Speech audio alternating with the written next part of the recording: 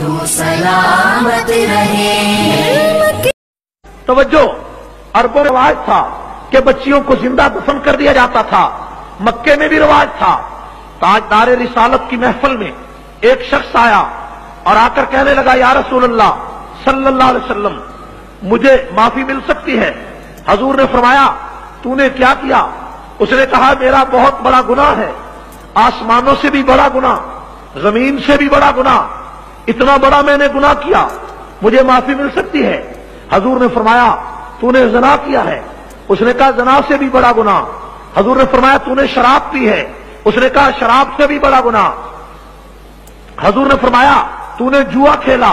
اس نے کہا جوئے سے بھی بڑا گناہ۔ حضور نے فرمایا کون سا ایسا گناہ ہے جو آسمانوں سے بھی بڑا ہو، زمین سے بھی بڑا ہو، کائنات سے بھی بڑا ہو؟ تو اس شخص نے کہا اے اللہ کے رسول میں ابو جہل کا پیروکار تھا، میں ابو جہل کا ماننے والا تھا، میرے علاقے میں بھی ابو جہل کا یہ دستور تھا کہ بچی پیدا ہو جاتی اسے زندہ دفن کر دیا جاتا، میرے گھر میں کوئی اولاد نہ تھی، 14 سال بیت گئے، 14 سال کے بعد ایک بچی پیدا ہوئی تو میری بیوی نے کہا یہ اولاد پہلی ہے، ہم اس کو زندہ دفن نہیں کریں گے، حالانکہ حکومت کا اعلان تھا، ابو جہل کا اعلان تھا کہ بچی کو دفن کر دیا جائے، کہیں بڑی ہو کر اس کو کوئی لینے نہ آ جائے، کوئی ہمارا داماد نہ بن جائے، کوئی ہمارا ناک کاٹنے والا نہ آ جائے۔ تو میں نے فیصلہ کیا کہ بچی کو زندہ دفن نہیں کریں گے۔ 2 سال بیت گئے، 3 سال، 4 سال، بچی بھاگنے لگی، بچی ہمیں بہت پیاری لگتی تھی، جب میں گھر جاتا بچی میرے سینے سے چمٹ جاتی تھی، میری ساری تھکاوٹ دور ہو جاتی تھی۔ بن سرور کراچی کے مسلمانوں جن کے گھروں میں بچیاں جوان بچیاں ہوتی ہیں ان کو پتا ہے کہ باپ کو بیٹیوں سے کتنی محبت ہے اور بیٹیوں کو ماں باپ سے کتنا پیار ہوتا ہے، لیکن یہ 4-5 سال کی بچی روزانہ باپ کے سینے سے چمٹ جاتی ہے۔ لیکن ایک دن وہ کہتا ہے مکہ کے چوک میں ابو جہل نے میرا گریبان پکڑ لیا، اس نے کہا تیرے گھر میں بچی ہے اور تو اس کو دفن نہیں کرتا، آج ہی میری پولیس آئے گی اور اس کو دفن کر دے گی۔ میں نے وعدہ کر لیا کہ میری کہیں کل کو ناک نہ کٹ جائے۔ میں گھر آیا، میں نے نیت کر لی، ارادہ کر لیا کہ آج میں بچی کو زندہ دفن کر ڈالوں گا، آج میں اس کو تہہ تیگ کر دوں گا، آج میں اپنی آنکھوں سے جدا کر دوں گا۔ میں نے فیصلہ کیا، میں نے اس کی ماں کو نہیں بتایا، صرف یہ کہا اس کو تیار کر دے، اس کے ماموں کے پاس لے جاؤں گا، اس کو وہاں چھوڑ آؤں گا، ابو جہل کے کہیں جلاد آ کر اس کو ذبح نہ کر ڈالے۔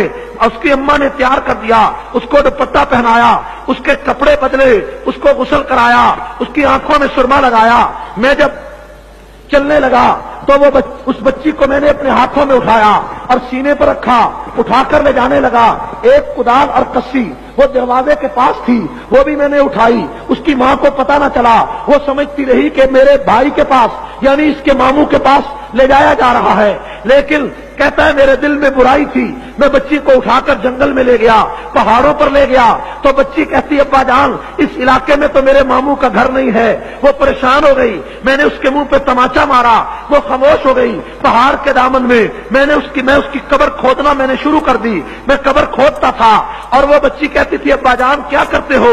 میں نے کہا خاموش ہو جا، وہ خاموش ہو گئی۔ جب میں قبر کھود رہا تھا اس کو نہیں پتا تھا یہ گڑھا میرے لیے کھودا جا رہا ہے۔ اس بچی نے اپنے دوپٹے میں وہ مٹی ڈالی اور میرے ساتھ وہ گڑھا کھودنے میں مددگار ہو گئی۔ تھوڑی دیر کے بعد اسی بچی کو اٹھا کر جب میں نے اس گڑھے میں رکھا تو وہ بچی رو پڑی اور رو کر کہنے لگی ابا جان اگر اسی طرح مجھے زندہ دفن کرنا تھا میرے گھر میں بتا دیتے، میں اپنی اماں کو آخری سلام تو کر کے آ جاتی۔ جب یہاں تک وہ پہنچا رسول اللہ کی آنکھوں سے آنسو نکل آئے، سارے صحابہ رو پڑے۔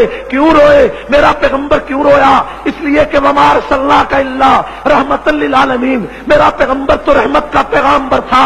اس کی آنکھوں سے موتیوں کی طرح آنسو بہ رہے تھے۔ وہ آدمی کہتا جا رہا تھا کہ اے پیغمبر، اس بچی کو اٹھا کر جب میں گڑھے میں رکھنے لگا بچی رو پڑی، میں نے اس کے پکار کو نہیں دیکھا، میں اس کو رکھنے لگا تو بالآخر وہ بچی کہتی ہے ابا جان مجھے چھوڑ دے، میں ساری زندگی تیرے گھر نہیں آتی، میں ساری زندگی اس علاقے میں نہیں آتی، میں جنگلوں میں وقت گزار کے اپنا گزارا کر لوں گی، تیرے گھر میں میرا جرم تو کوئی نہیں۔ नहीं, मेरा कसूर तो कोई नहीं, मैंने तेरे हुक्म की कभी खिलाफ वर्जी नहीं की। वो चीखती रही, लेकिन मेरे दिल पे अबू जहल का डर था।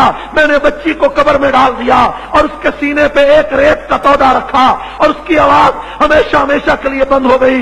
ए दुनिया के सरदार, ए रहमत दो आलम, आज मैं तेरे दरवाजे पे आया हूं, क्या मेरा ये गुनाह माफ हो सकता है?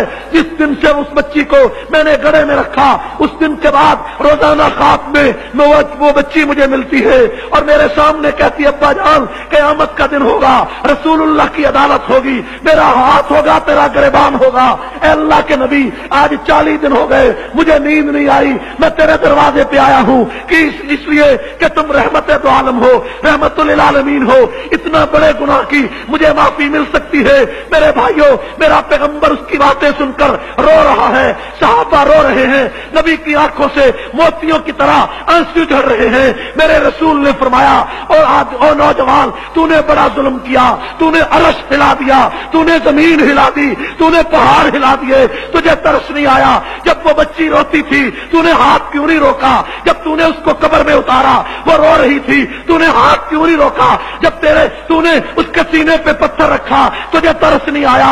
वो मासूम जान तड़पती रही, तू जुल्म करता रहा। लेकिन याद रख, मैं रहमतुल आलमीन हूं। अगर आज सच्चे दिल से तू तौबा करके मेरा कलमा पड़ेगा, मैं इतनी बड़ी रहमत लेकर आया हूं कि वो रहमत इस गुनाह से बहुत बड़ी है, इस ज्यादती से बहुत बड़ी है। इतनी बड़ी रहमत लाया हूं कि सच्चा दिल से कलमा पड़ेगा तो मैं इस गुनाह पे भी माफी की चादर फेर दूंगा। और ये याद रख, आइंदा क़यामत तक के लिए मैं ऐलान करना चाहता हूं कि मेरी उम्मत में जो शख्स 2 बच्चियों की तरबियत करके, जवान करके, उनकी अच्छी तरह शादियां करेगा, मैं मोहम्मद उसकी जन्नत का ऐलान करता हूं।